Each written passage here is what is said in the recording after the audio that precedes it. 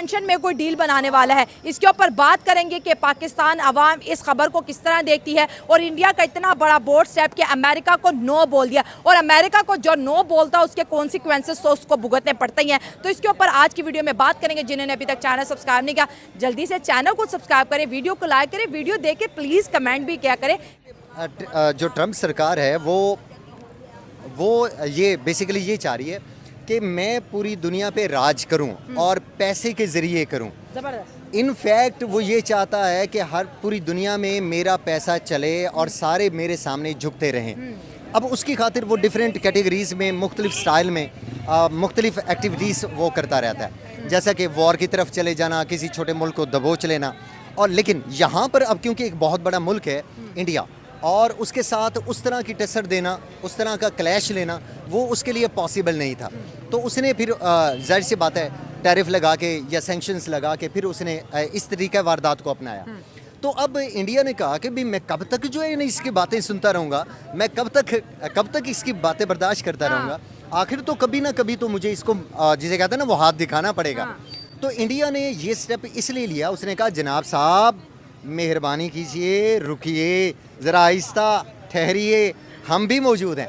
तो उसने ये दिखाने के लिए ये स्टेप लिया। उसने कहा आप तो जब लेंगे हम आपसे पहले ले लेंगे। और मैं समझता हूँ कि इंडिया इस वक्त ये प्रूव करने की कोशिश कर रहा है कि जनाब इंटरनेशनली अगर आप कुछ हैं तो हमारी वजह से हैं।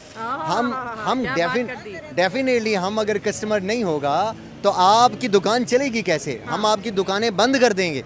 तो इसलिए ये जो स्टेप लिया गया इंडिया की तरफ से, आई थिंक सो, मेरा ओपिनियन यही है कि ये इसी वजह से है। मतलब ये मुझे आज समझ नहीं आ रही, पाकिस्तान में आज जिसे बात करूँ कह रही है इंडिया सही कर रहा है, ऐसे ही करो, ट्रम्प के साथ सही स्टैंड है। लेकिन इंडिया ने एक और लिस्ट भी बनाई हुई है। उन्होंने बोला अगर ये हम पे 30 अक्टूबर से पहले 50% इम्पोज कर देते हैं तो हमने भी लिस्ट निकाल रखी है एल्यूमिनियम की, सिल्वर की और बेशुमार चीज़ें, हम भी उल्टा यही करने वाले हैं आपके साथ। बिल्कुल बिल्कुल, ये बात ठीक है। अच्छा, भी आप स्टैंड ले रहे हैं इंडिया का? हाँ बिल्कुल।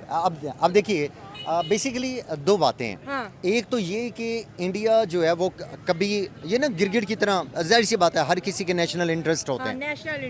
नेशनल अब उस नेशनल इंटरेस्ट में इंडिया कभी तो जंप मारता है और यूएसए की गोद में चला जाता है, कभी जंप मारता है तो रशिया की गोद में चला जाता है, और कभी प्यार की पींगे जो है वो झूलना शुरू कर देता है चाइना के साथ। अब मसला ये है कि उसे तो और कुछ नहीं चाहिए, उसे तो सिर्फ ये चाहिए कि मैंने अपने मुल्क को कैसे प्रोग्रेस दिलवानी है, और चाहे गवर्नमेंट कोई भी हो, मोदी की हो या अपोजिशन की हो, इससे फ़र्क नहीं पड़ता।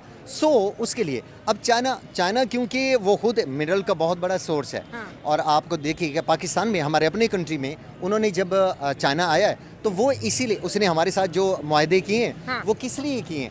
उसे मिनरल्स ही तो चाहिए। अब इतनी बड़ी इंडस्ट्री मिनरल्स की वो चाइना खुद है, और इंडिया जो है वो उसको जाहिर सी बात है चाइना बैक पे है इंडिया के। अब इसका मतलब ये हुआ कि अगर वो उनको ये दिखाना चाह रहे हैं कि जनाब हम स्टैंड ले रहे हैं, तो इट मींस कि बैक पे हमारे चाइना भी मौजूद है। तो दैट्स वाई ये जो इंडिया जो है, ये ट्रायंगल बड़ी खतरनाक है। बहुत इंडिया, चाइना और रशिया, ये जो आंख बन रही है ये बड़ी खतरनाक है सर। हाँ, बिल्कुल मैं अग्री करता हूँ। और मैं समझता हूँ कि मुझसे ज़्यादा जो एनालिसिस आपका है ना, वो कसम से, और टू बी ऑनेस्ट, वो बहुत मज़े का होता है। अमेरिका ये चाह रहा था कि भारत जो है वो ब्रिक्स से दूर हो जाए। अमेरिका हैड सेड दैट अगर ये तीन ताकतें, जिसको रिक का नाम दिया RIC, रशिया, इंडिया, चाइना, अगर ये तीन ताकतें मिल जाएंगी तो फिर संभालना मुश्किल हो जाएगा।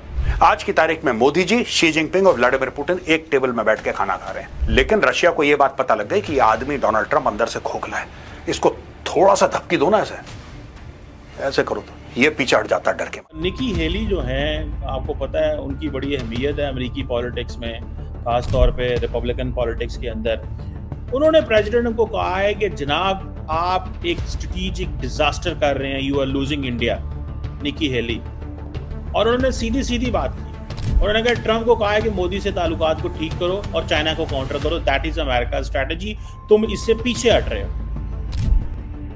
सो Nikki Haley is an important person, remember, ये एक इम्पॉर्टेंट पर्सन है अमेरिका के अंदर। वो कहते हैं ये हमारा डेमोक्रेटिक पार्टनर है, जबरदस्त किस्म का पार्टनर है। तो ये चीज़ें जो हैं वो पाकिस्तान या चाइना या ये चीज़ों में वो कहती है ना पड़ो, आप सिर्फ और सिर्फ इंडिया की तरफ देखो। चाइना एक कम्युनिस्ट कंट्रोल्ड चाइना है, इंडिया के रिलेटेड बहुत कैंसर भाई साहब। आप इसको अंडर एस्टिमेट नहीं कर सकते। समझ रहे हैं बात को?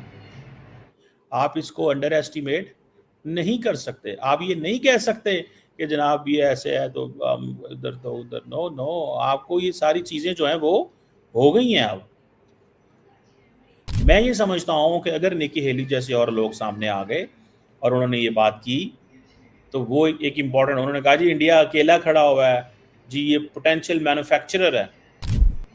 इंडिया किस चीज़ पे खेल रहा है? इसी चीज़ पे कि मैं बड़ी मार्केट हूँ, मैं तुम्हारे लिए सारा कुछ तैयार करूँगा, तुम्हें सब कुछ सस्ता मिलेगा। अभी अमेरिका के अंदर भी आवाज़ है, अभी मैंने वॉल स्ट्रीट जर्नल को पढ़ रहा था, तो वो कह रहे हैं, वो अभी मैं देख रहा था, वो जो माइक पेंस हैं, जो अमेरिका के फॉर्मर वाइस प्रेसिडेंट थे ट्रम्प के साथ, ट्रम्प की पहले टर्म में, उन्होंने भी कहा, उन्होंने कहा who is pairing for the tariffs? America के सुपर स्टेटस को, और वो सिर्फ एक बंदा कर रहा है पूरे एशिया में, बल्कि पूरे विश्व में कर रहा है, वो है नरेंद्र मोदी।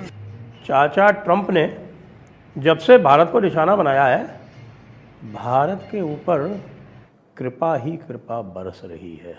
इंडिया के अंदर बड़ी बैठक हुई है, वांग जी आए हुए थे, और वांग जी अभी निकले ही हैं इंडिया से, तो जयशंकर रशिया पहुंच गए हैं। अमेरिका का टैरिफ हमला झेल रहे भारत के लिए एक बहुत ही अच्छी खबर सामने आई है।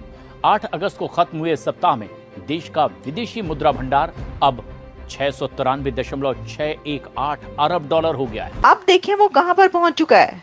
ये माइलस्टोन भारत ने पहली बार हासिल किया है। $700 बिलियन कोई कम बात नहीं होती है भाई। इसकी क्या वजह हो सकती है? क्यों इतने वीक साबित हुए ट्रंप, और क्या ये ब्लो है उनके स्टेचर को? Most powerful president of the world भाग गया। उसका रीजन एक ही है कि मोदी जी कहते हैं कर ले जो करना है, भाड़ में जा, टैक्स लगाना लगा दे।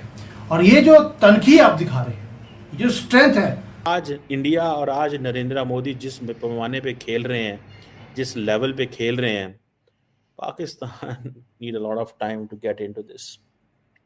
बहुत टाइम चाहिए, बहुत ही ज्यादा वक्त चाहिए। दूसरी तरफ इंडिया का डॉलर के ऊपर बरसते हथौड़े जियोपॉलिटिक्स में बहुत ज्यादा इंटरेस्टिंग फैक्ट्स लेके आ रहे हैं। नरेंद्र मोदी नैरेटिव कि देखो मैं इंडिया को यहाँ पे लेके आया, पाकिस्तान कहाँ पे है, मैंने देखिए एक दो चीजें समझे। इंडिया ये समझता है for its rise Pakistan decline is must. Bharat ने पलटकर अमेरिका को जवाब दिया है और भारत ने सीधे सीधे कह दिया कि जी हम अपनी मर्जी से अपना मुल्क चलाएंगे और हम हरगिज भी जो है वो अमेरिका की बात नहीं सुनेंगे। ये होती है इंडिपेंडेंट फॉरेन पॉलिसी, इसको कहते हैं पलटकर जवाब देना। मेहनत भी बहुत ज्यादा हार्ड वर्क कर रहे हैं वो, और हमें डेली बेसिस पे खबरें आती कैसी एग्रीमेंट्स उनके हो रहे हैं, दुनिया में क्या क्या बड़े से बड़ा एग्रीमेंट हो रहा है। प्रोग्रेस जो है वो कमाल की उनकी जा रही है, पीक पर उनकी प्रोग्रेस है इंडिया वालों की। मोदी बोलते हैं ना मैं अपने देश के जो हित की चीज नहीं होगी वो मैं नहीं करने दूंगा। दिक्कत इस बात की है, इन्होंने बोला कि अब चाइना को हम इसकी एंकड़ी निकालना चाहते हैं, आप चाइना से कोई भी सामान मत खरीदिए। हम बोल रहे हैं यार हम वहां से खरीदते हैं, अपने कंट्री में असेंबल करके पूरी दुनिया में एक्सपोर्ट कर रहे हैं, तो हमने पेट से दर्द क्यों होता पे, हम खरीदेंगे। हमने वो भी बना कर दिया। इन्होंने बोला दूध खरीदो, हमने बोला नहीं चाहिए तुम्हारा घटिया दूध, हमारे पास शुद्ध दूध है, आपको चाहिए हम भेज देते हैं, आपके वैसे भी इतना महंगा दूध है, हम भेजेंगे तो सस्ता हो जाएगा। यानी कि हर काम हम उल्टा कर रहे हैं जो डोनाल्ड ट्रंप दुनिया का एम्परर आपको बोल रहा है करने के लिए। सो मजरे जी ये जो सारा जो आपके मोदी जी जो कर रहे हैं, भाई देखिए है तो मोदी जी आपके, लेकिन खुशी हमें होती है कि योगी जी के आने से पहले मोदी जी ने कुछ ऐसे ट्रेड्स हैं योगी जी वाले जो करने शुरू कर दिए, और इस बात की हमें खुशी भी है, ऐसी बात नहीं है। बिल्कुल ठीक है, आपके पॉइंट की तरफ मैं आऊँगा। ये बात बिल्कुल ठीक है कि ये जो ट्रायंगल है इसमें भी फ़ायदा है। अच्छा, मैं इस बात को ऐसे देखूंगा, अगर इंटरनेशनली आप रिलेशंस को देखें तो इसमें अल्टीमेटली फ़ायदा किसका होगा? एशिया का। एशिया का फ़ायदा। और एशिया में ठीक है हमारा एनिमी ही सही, वो कहते हैं ना किसी भी बहाने आए ज़रा सामने तो आए, तो किसी भी बहाने चले इंडिया एशिया को तो सपोर्ट हो रही है ना, और पाकिस्तान भी कहाँ पे एग्जिस्ट कर रहा है? एशिया में। तो इस वजह से अगर ये ट्रायंगल चलती रहे तो मैं समझता हूँ कि ये यूएसए और ये यूके वगैरह जितने भी यूरोपियन कंट्रीज़ हैं इनकी इकोनॉमी को अच्छा खासा धचका